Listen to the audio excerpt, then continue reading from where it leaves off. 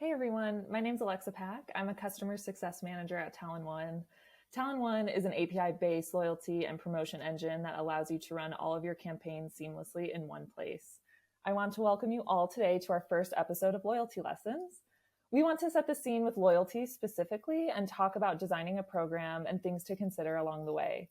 At the end of our conversation, we do have a little competition for the audience, so stay tuned. We have an amazing panel of experts to explore today's topic with, so I will kick it off by introducing each of our speakers. We have Sean from Built. Sean, can you tell us a bit about yourself and Built Rewards? So I was an Army officer for a number of years and then got my start at a marketing agency called Barrel, where I worked on accounts like L'Oreal, Gap, Hue Chocolate, and Barry's Boot Camp doing acquisition, retention, analytics, and CRO.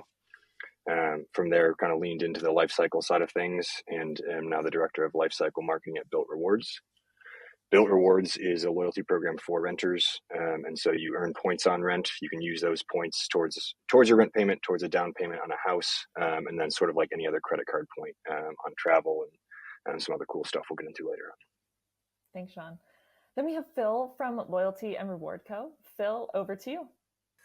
So I'm Phil, the CEO of Loyalty and Reward Co. We design the world's best loyalty programs for the world's best brands. Clients include McDonald's, Visa, Schneider Electric, and UEFA. We're based in Sydney, but we have clients all around the world, and really great to be talking with you today. Thanks, Phil. And last but not least, we have Majid from Bryce. Majid, can you introduce yourself as well? Yeah, absolutely, Alexa. Thank you for having us again. My name is Majid Nuhugan, head evangelist at Bryce.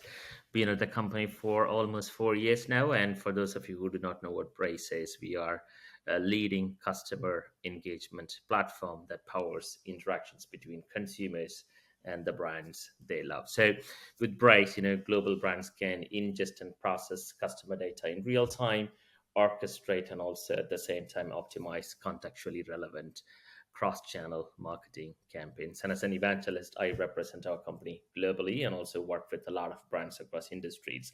And my goal is, to educate them about what a great customer engagement looks like. And again, very excited to be a part of this panel and looking forward to this discussion. Great. Thank you all so much for joining us.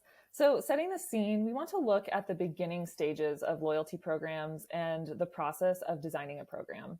Sean, can you talk us through the loyalty program at Built? What are some of the key factors that have helped create such highly engaged customer base that also remains engaged even after they sign up?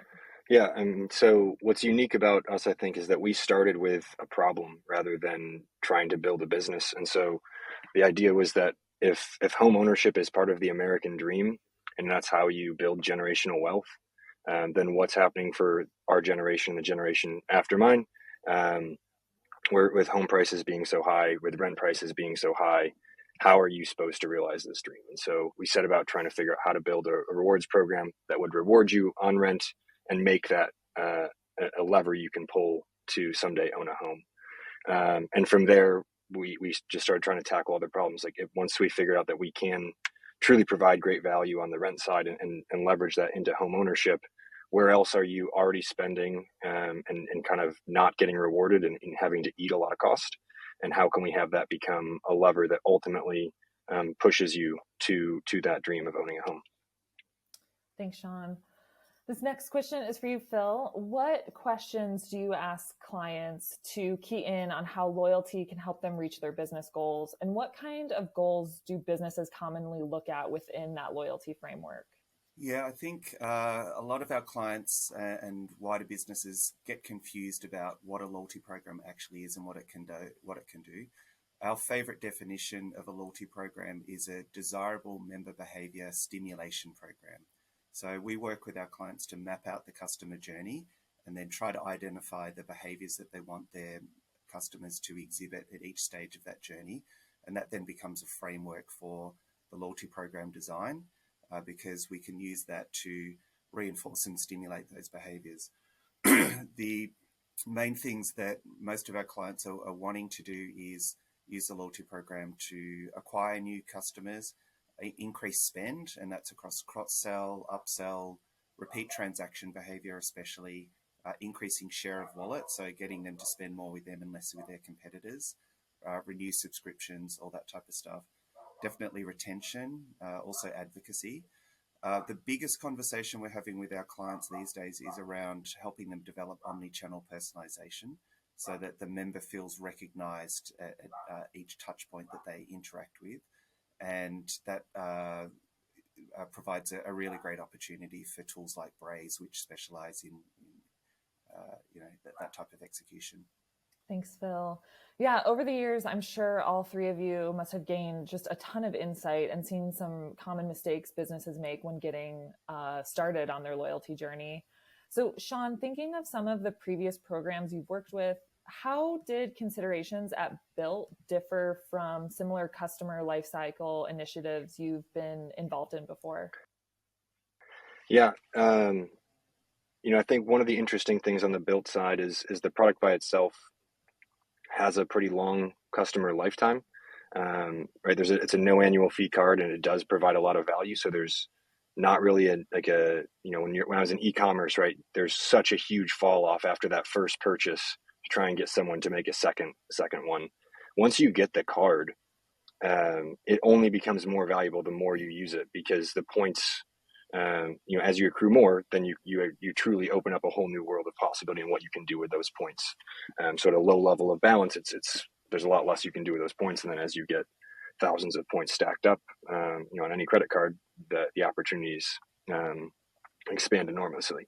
So for me as a lifecycle marketer, I haven't had to worry about churn prevention nearly in the way that I would at a lot of other brands. I haven't had to worry about kind of that, resurrection / sunsetting life cycle phase that takes up so much time of a life cycle marketer day to day. And we've really been able to focus on the engagement and activation side of things. And so really making sure people see there's so many different ways you can earn points and can get value from Built, that it'd be really easy to kind of get pigeonholed and say, like, hey, this is how I use this card. And I know some points and miles people literally put like little stickers on their card and say, this is my card for X, Y, and Z, and they only use it for that.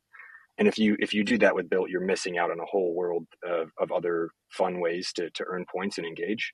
And so for me, it's really been about education and making sure that people see the breadth of the program and not just the loan functionality of rent. Phil, what is the most common mistake you see brands making when starting out with their loyalty schemes?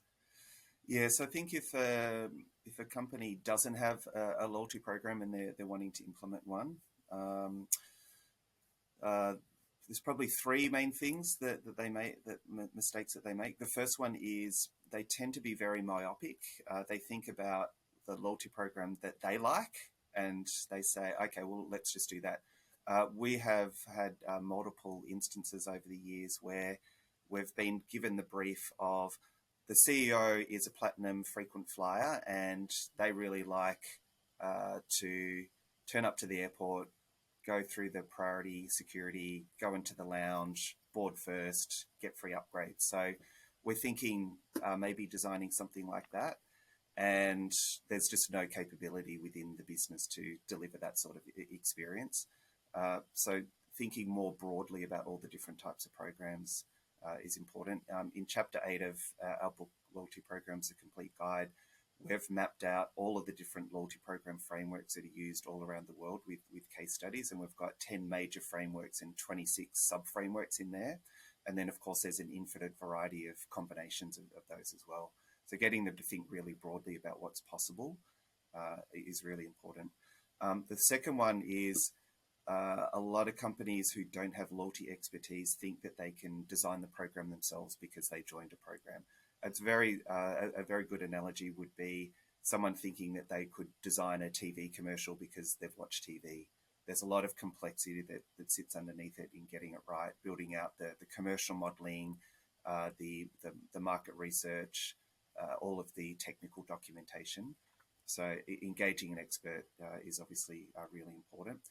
But probably the biggest mistake that we see is companies doing a big project to launch their loyalty program, and then all their resources are moved on to the next big project, and the loyalty program is just there stuck. There's no opportunity for it to continue to evolve over time.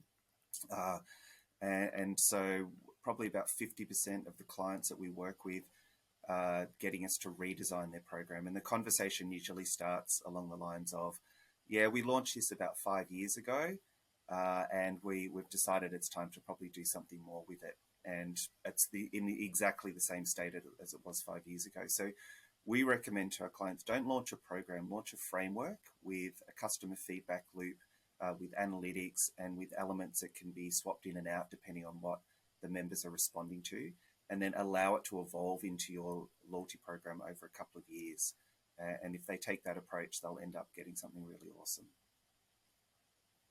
Yeah, that's excellent insight, which really leads us into the next section of this, which we're going to be talking about creativity within loyalty. So at talon.one, we see a lot of our customers finding unique ways to think about promotions and loyalty holistically, as well as finding innovative ways to reward just beyond the financial benefits of a program.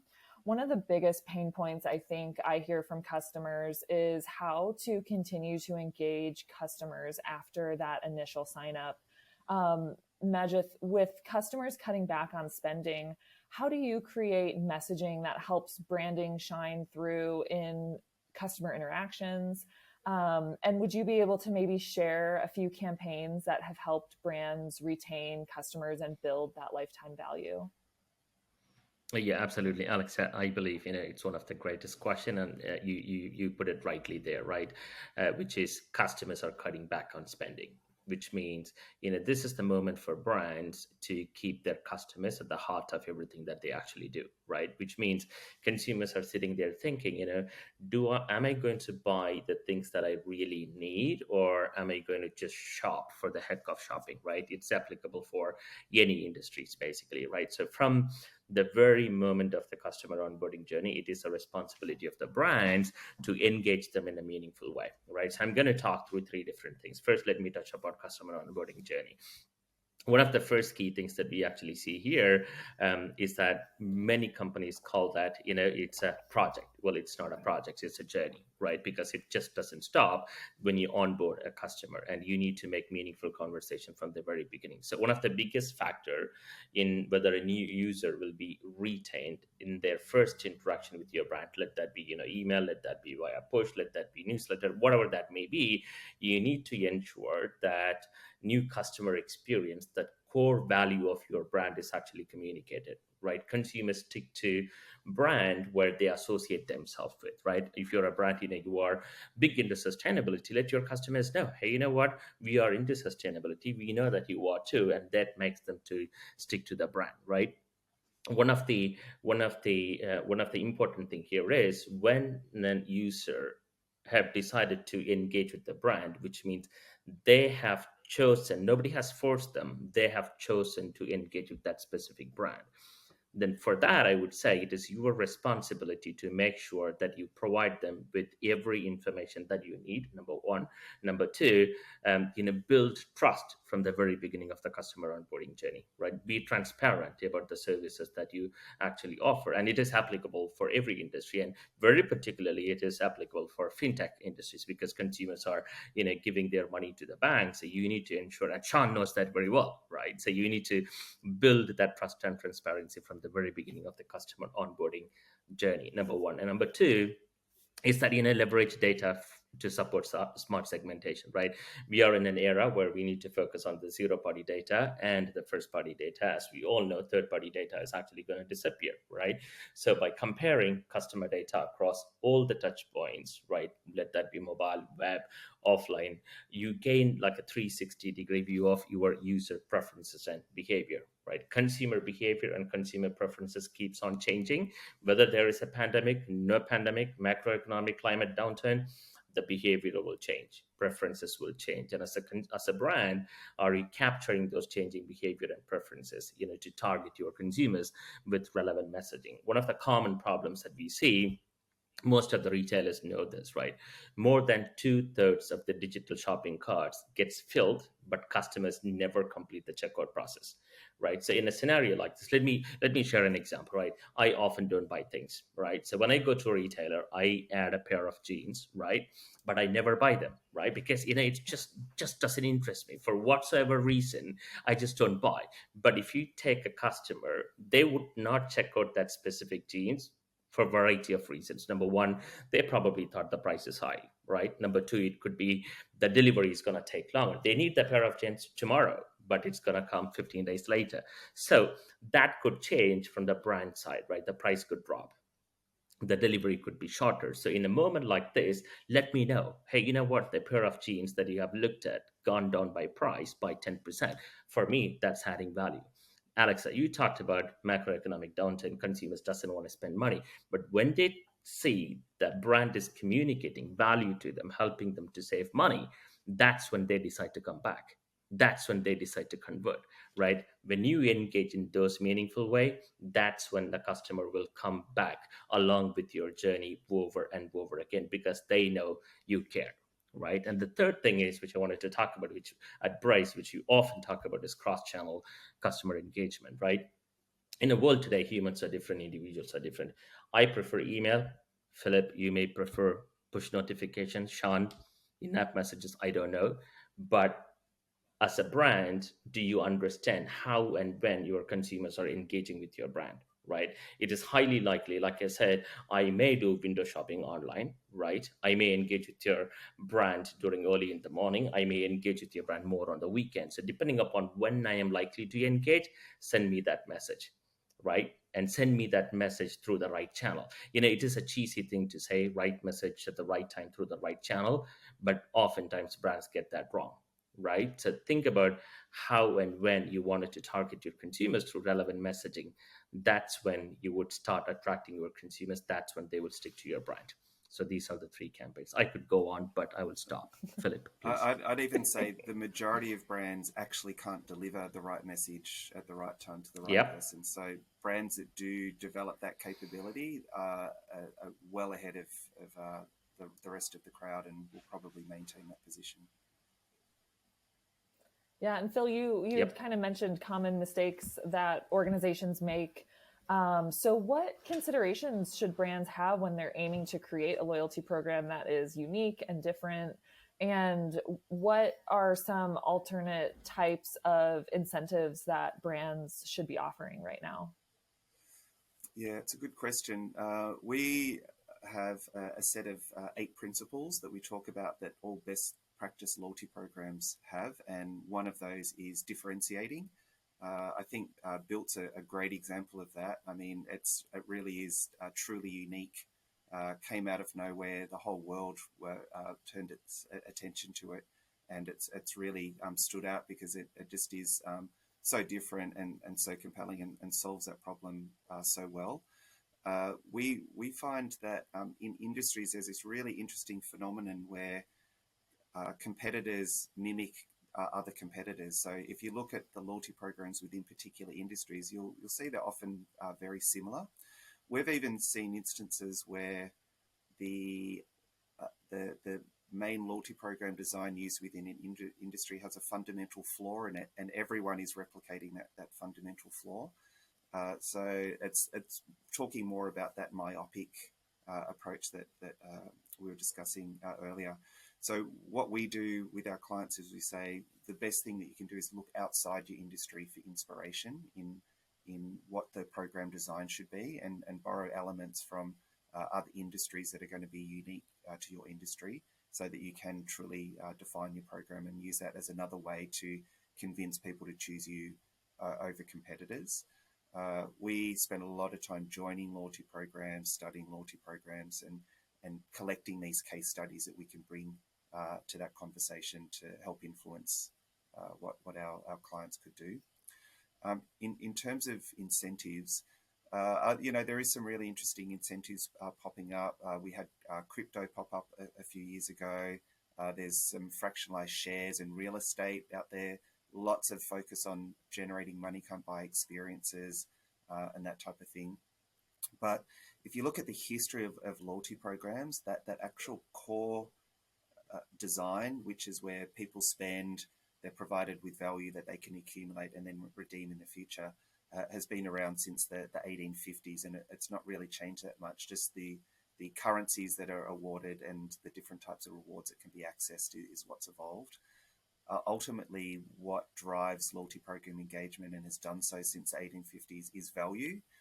So if you think about the loyalty programs that you belong to, you joined because you perceived you were going to get value out of it, and you continue to engage because you perceive you are getting value out of it. So companies should be obviously thinking about the types of rewards that they could provide, but they should be obsessing about where they're going to get that additional value from. And Sean, you can probably say something about this, but I would imagine that a big chunk of the time within your organization is spent thinking about how can we get more and more value to our members, because that's the fuel that's driving their interest in wanting to keep engaging with you. Yeah, you're absolutely right. Sorry, Sean, go for it. Go ahead. I was gonna say, I mean, I think Phil and Majid have both been spot on with this, where it's figuring out how you can deliver value. It's figuring out what the right value is for that person and how you can communicate that to them. So, Phil talked earlier about multi-channel personalization and having it be real. Majid talked about getting the right message to the right person. And I'm a very proud Bryce user. And it does integrate really well with Talon. And so with those two tools combined, we are able to deliver highly personalized messaging and highly personalized offers to people. So we can start to figure out, because what's valuable to me is not what's going to be the exactly same value to Phil or to Majid or to you, Alexa.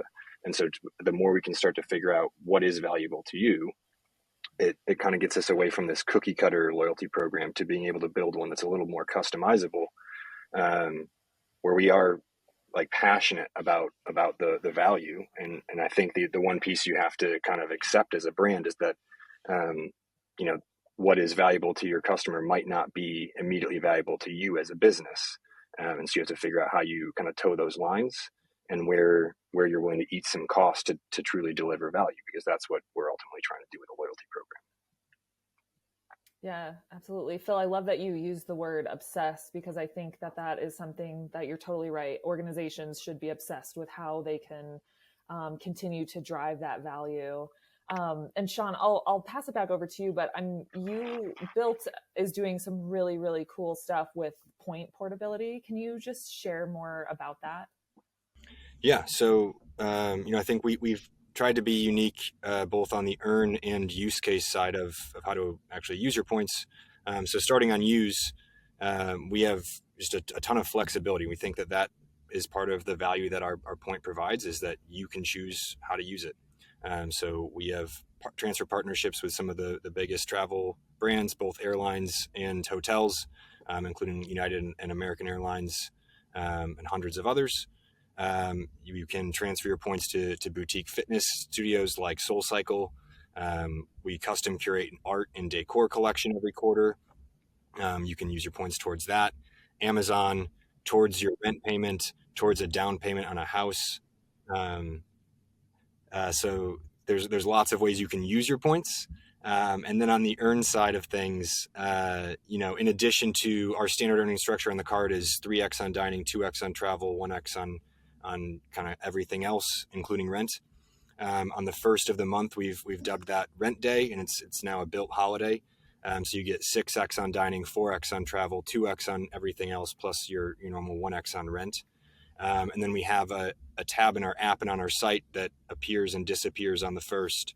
And that has a lot of cool ways to use your points or earn more points. So we have a trivia video game that only is there on the first, and every question you get right, you get points. We have exclusive deals with some of our transfer partners, so you can bring a friend to SoulCycle for free. And we have some rotating ones. So, we've done a transfer bonus to Hawaiian Airlines. We did a status match challenge with United Airlines, and just a lot of really fun, unique ways to make your points go further. Yesterday, it was with Amazon, so your point redemption on Amazon was worth 50% more. But so we're just trying to figure out ways to make this novel, like Phil said, be unique and different from everybody else.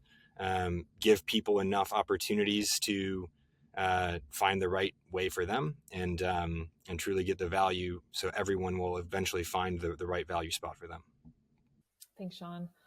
Majid, I'm keen to talk to you about the customer engagement review that Bryce released this year. Are there insights that you can share with us regarding customer engagement? What are you seeing there? Yeah, absolutely. First, let me talk a little bit about what the report itself, right? So every year, Bryce comes up with a customer engagement review, meaning, we interview over 1,500 VP plus in marketing across global markets and ask them what are the trends for this year. Like we have been doing that for the last 3 years, and this year is a little bit special, right? Because we are in a macroeconomic downturn, so this is the right time for us to actually publish the report. So there are 3 to 4 trends that we are actually seeing. The first one is, like we already talked about, in the face of economic instability, brands are focusing on retention, right? So in 2022, 45% of the brands, they said they spend more than half of their marketing budget on retention. So that's a great thing, right? So when we compare this data to 2 years ago, like in 2020, which was just 33%, right? So we have seen a massive increase where companies are trying to spend more and more budget on retention itself. So that kind of tells us that, it's not just about acquiring customer, but do everything that you can, come up with strategies, create campaigns in such a way that will help your brands to focus on the retention piece.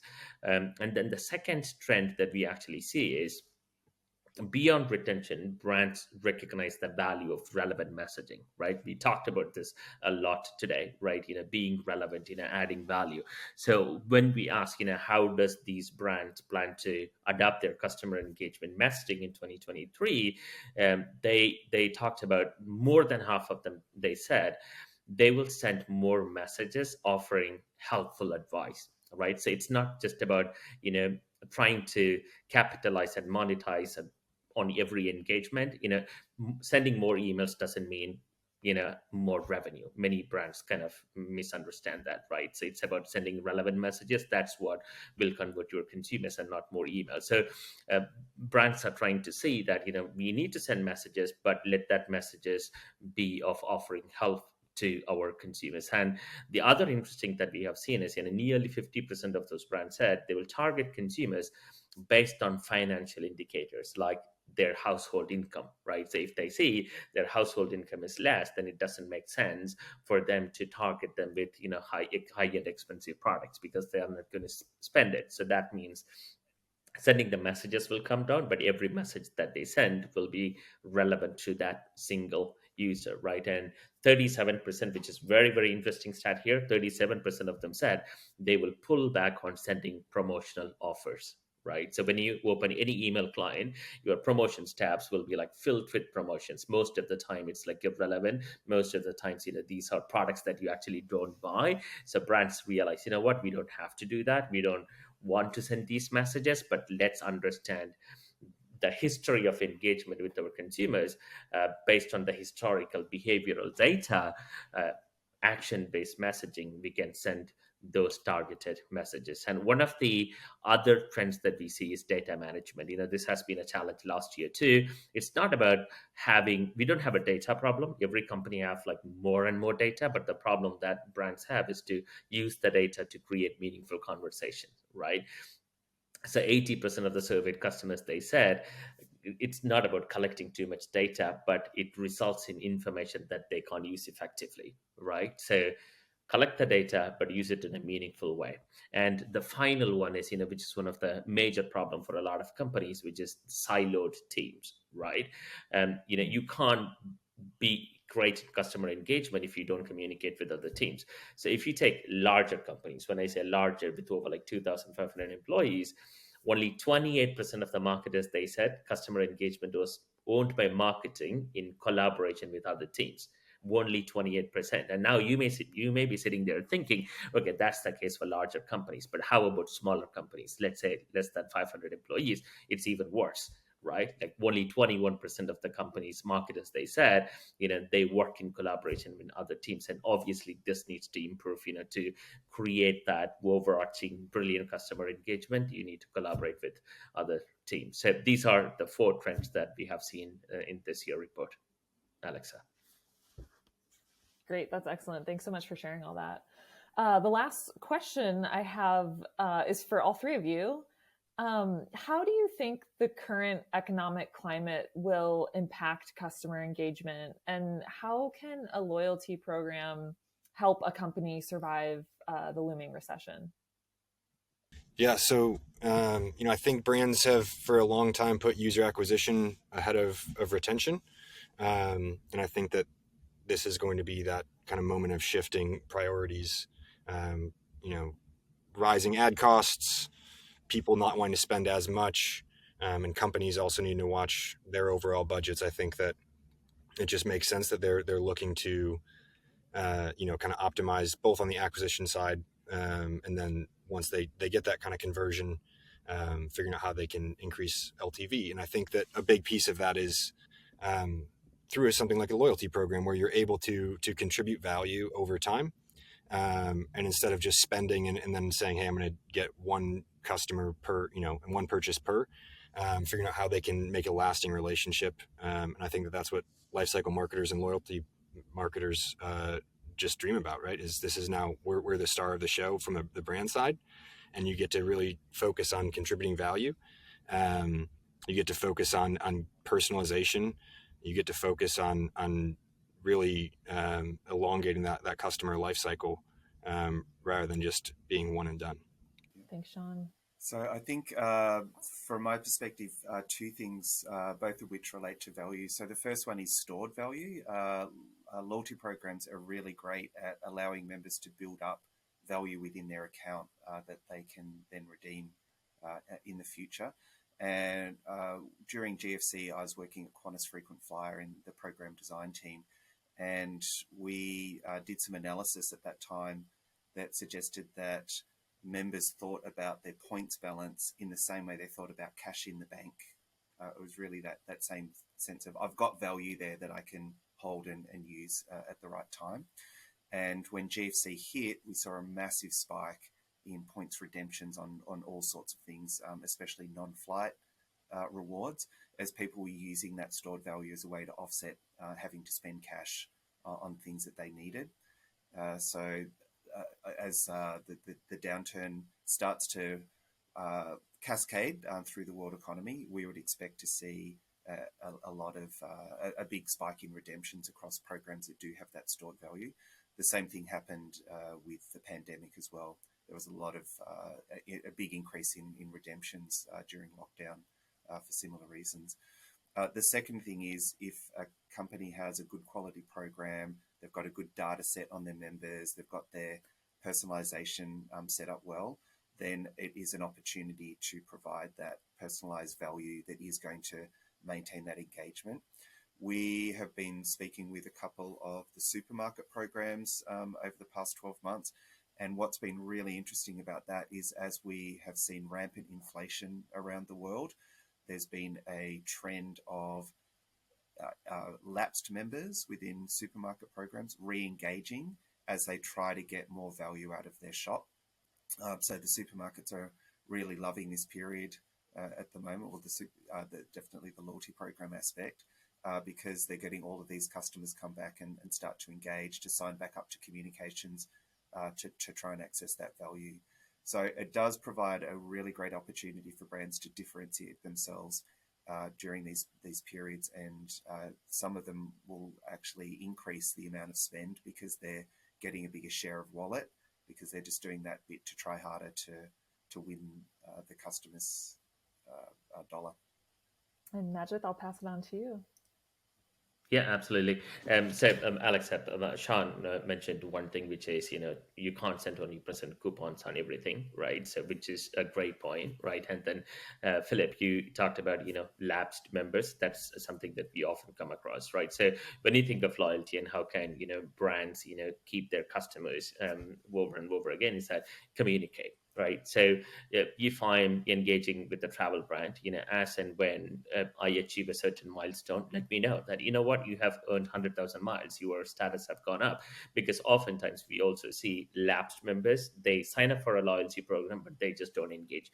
Sometimes they forget about it, sometimes they don't see the value, right? So think about how those points, transform into a certain value. You can take a first class flight to Thailand, for instance, right? So as and when you reach a certain milestone, whichever industry that you may be in, communicate, right? So I think that is key here. Again, I always talk about messaging, be relevant and add value. No matter whichever stage your consumers are in, it's the responsibility of the brand to be relevant in those messages. So I think that is key here.